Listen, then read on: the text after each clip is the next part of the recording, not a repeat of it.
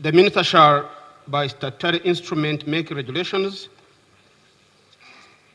to commence sections relating to restriction of national sports organizations.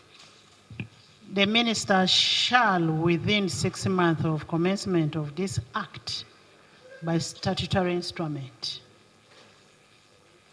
make regulations to commence sections relating to the registration of the national sports organizations. Yes. Is that what you have? Yeah, I have made that change, Madam Speaker. Okay. Is that okay with you, Attorney General? By statutory instrument, make regulation for commencement of section relating to the registration of sports without putting the 6 months. Cleared off the Financial Action Task Force in 6 months, then we will not be able to proceed at that point. But we will do it because we've agreed. You've agreed, Honorable Minister, is that okay? That's okay, Right Honorable Speaker. Private member, is that okay?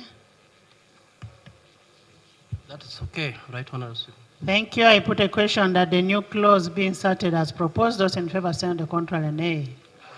The ayes have it. Clause 1. Clause 1, Chair. Clause 1, Madam Speaker, is amended in the definition of the phrase National Anti-Doping Organization by substituting for the word designated the word establishment. B, by substituting for the definition of the phrase National Sports Federation the following. National Sports Federation means an apex body of a sports discipline registered in accordance with this Act to develop, promote, and manage the sports discipline in Uganda. There are harmonized definitions of the National Sports Federation. The National Sports Federation means an organization registered in accordance with this Act to develop, promote, manage, and regulate a professional and amateur discipline. C, by inserting the following definitions in their appropriate order. Amateur sport means an activity involving physical exertion of or skill in which an individual or team competes against another for pleasure or as pastime or for recreational or health purposes or as training to become professional. Usually the Federation of Football, the international one, FIFA does not want governments to interfere in the management of football. In fact, some countries have been suspended as a result. So I want to be helped. The good thing we have the president of FIFA. Whether bringing federations now in the law will not be construed to mean government interfering in federations' work. Because once you put a requirement and the qualifications are not met, you can be suspended by FIFA that you are disrupting football. Right Honorable Speaker and colleagues, Article 15 of the FIFA statutes requires that for anybody to be a member of FIFA, it must be approved as the monopoly institution running the sport of football in that country by that government of that country. So it is a requirement at the level of FIFA. Where interference comes in is in decision making.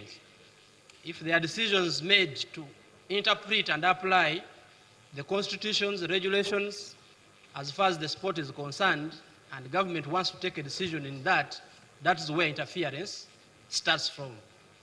But as bodies that are running the sport, they definitely must be following the laws of the country, and that is FIFA. Information. You've gotten it. What else do you want? Next, Chair. An authority of FIFA is talking. He's an executive member of FIFA.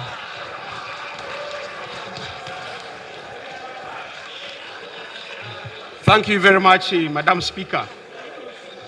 And process certain clauses, it may have implication on this interpretation clause. I certainly have somewhere ahead and instead of coming back to recommit to reinterpret, I wanted to persuade you You know which clause? on interpretation clause, which is clause 1. The one we passed. No, that's the one. No, we are still on that clause.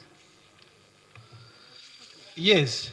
So I'm persuading you that we stand over it, because as we go ahead, we might have to interpret certain clauses, and I have one ahead. Instead of coming back to recommit. Jonathan, let him finish the whole clause, we debate it, and you bring the amendment.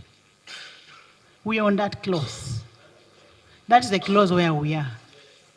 So can you first finish the clause, then we get... Allow me to continue with this, Madam Chair and honorable members. Beneficial owner means a natural person who ultimately owns or controls the National Sports Federation, or the natural person on whose behalf a transaction is conducted in the National Sports Federation, and includes a natural person who exercises ultimate control over a National Sports Federation. Commercial right means a right of a commercial nature connected with a sports event, such as image rights, audiovisual rights, media rights, endorsement and official supplier rights, sponsorship rights, mechanizing rights, licensing rights, advertising rights, hospitality rights, promotional rights, incorporeal rights, intellectual property rights, rights arising under the Copyright and Neighboring Rights Act 2006, and includes any other rights the minister may, by statutory instrument, prescribe. Doping means the use of prohibited substances and methods in any sports activity, whether competitive or recreational, in order to artificially enhance performance. Professional sport means an activity involving physical exertion or skill in which an individual or team competes against another as an economic activity with the objective of earning fees or making profit. Justification. The justification, Madam Chair and honorable members, is to enhance clarity by introducing in the bill words and phrases that are contained in the bill or that have been introduced in the bill. Additionally, Madam Chairperson, out of the harmonization positions, we have agent. The agent means a person who represents an athlete in a professional contract. Manager means a person who invests or is employed by an athlete for an economic benefit. Promoter means a person who invests in an athlete with the intention of improving the athlete's talent. National Sports Association means a sports association registered in accordance with this act to manage, develop, promote, and regulate an amateur sports discipline. National Sports Organization means a community sport club, a national sports association, and a national sports federation. Since this is an interpretation clause, we may get other items or other issues that we need to interpret. We could stand over this and go to the next, then it will come over at the end. Clause 2. Substituting for subclause 1 the following. 1. The object of this act is to promote recreation and sports for the citizens of Uganda by the state, in accordance with Article 8A of the Constitution and national objective and directive principles of state policy 17 XV22 by A, consolidating the law relating to registration and regulation of national sports federations. B, promoting amateur and professional sport.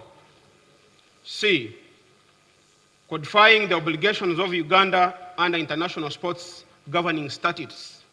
D, providing for sports disputes resolution mechanism. E, promoting the participation of schools and institutions of higher learning in sports. Justification. to achieve clarity by providing for what the proposed law seeks to achieve.